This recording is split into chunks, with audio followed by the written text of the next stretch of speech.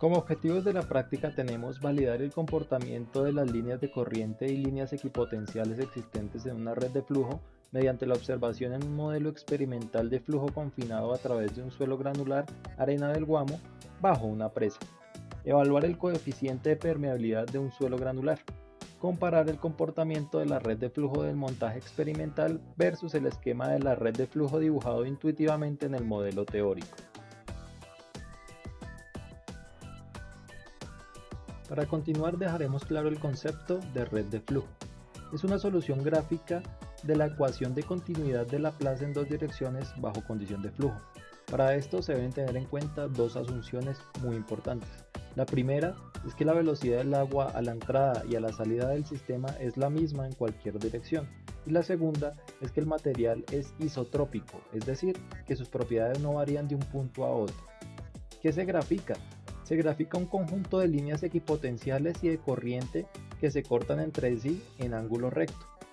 Las líneas equipotenciales son aquellas que se forman donde la cabeza total hidráulica es constante, mientras que las líneas de corriente o flujo son líneas que trazan la trayectoria del agua dentro de la condición de flujo.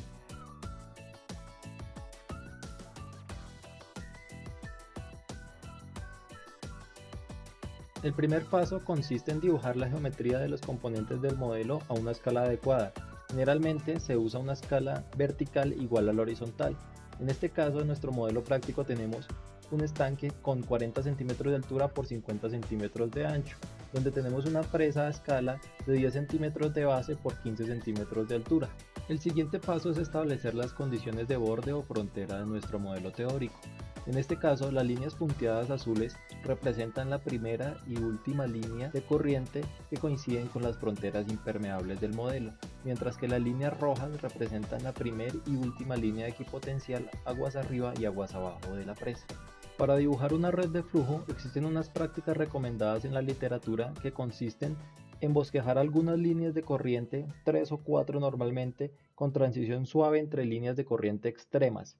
Trazar líneas equipotenciales teniendo en cuenta que corten las líneas de corriente en ángulo recto y que formen cuadrados curvilíneos. Para garantizar esta geometría, el uso de círculos en la gráfica son de gran utilidad. Por último, se debe chequear la calidad de la red dibujando diagonales entre vértices opuestos de los cuadrados curvilíneos, garantizando que no hayan cambios bruscos de pendiente en estas líneas.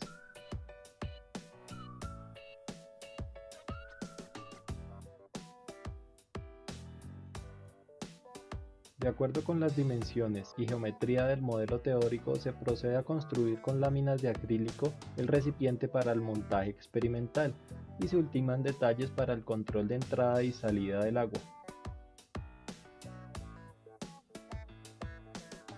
Para garantizar la condición de flujo confinado, se realiza una prueba de estanqueidad de nuestro modelo.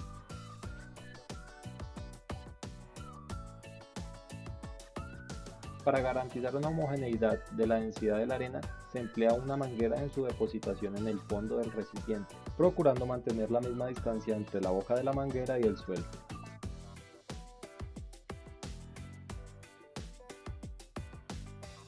Posteriormente se procede con la saturación de nuestro suelo granular.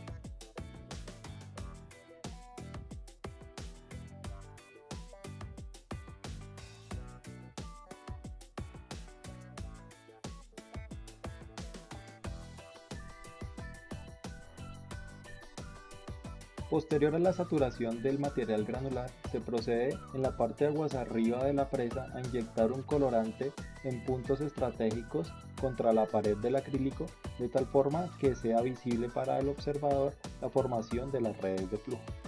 En este caso es evidente la progresiva formación de tres líneas de flujo o corriente a lo largo del modelo.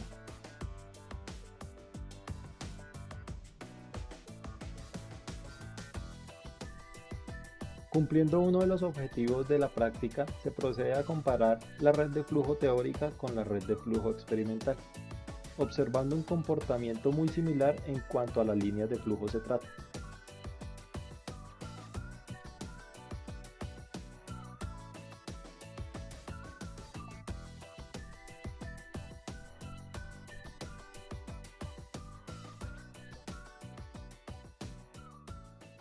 Como parte del montaje experimental se dispusieron 4 tubos que actúan como piezómetros en diferentes partes del suelo, de tal forma que pudiéramos determinar para 8 puntos diferentes valores de cabeza de energía total y así tener unos puntos de referencia con los cuales posteriormente calcular en el modelo teórico y tener un punto de comparación.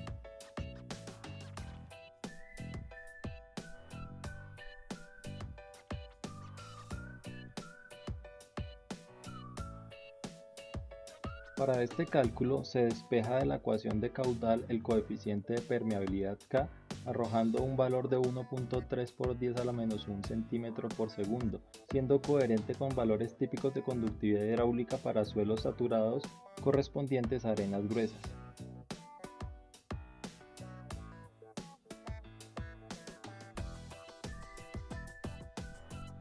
Como conclusiones de la práctica tenemos: la red de flujo teórico representó muy bien la realidad del comportamiento de flujo en el montaje experimental.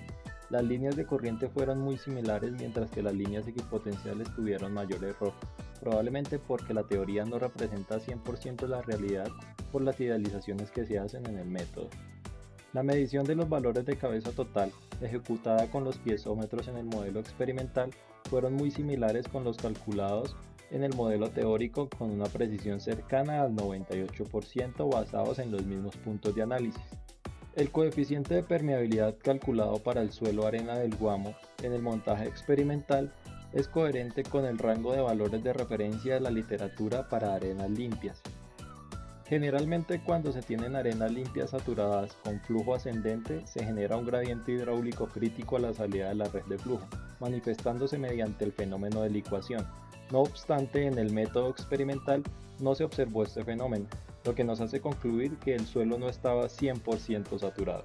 Las redes de flujo son una herramienta muy práctica para la ingeniería hidrogeotécnica, pues nos permiten evaluar desde las propiedades de conductividad hidráulica del suelo para determinar, entre otras cosas, presiones del agua bajo presas, tablestacas, etc., controlar bombeo en excavaciones y hasta predecir casos de licuación basados en la teoría del gradiente hidráulico crítico, que permite definir planes de acción correspondientes.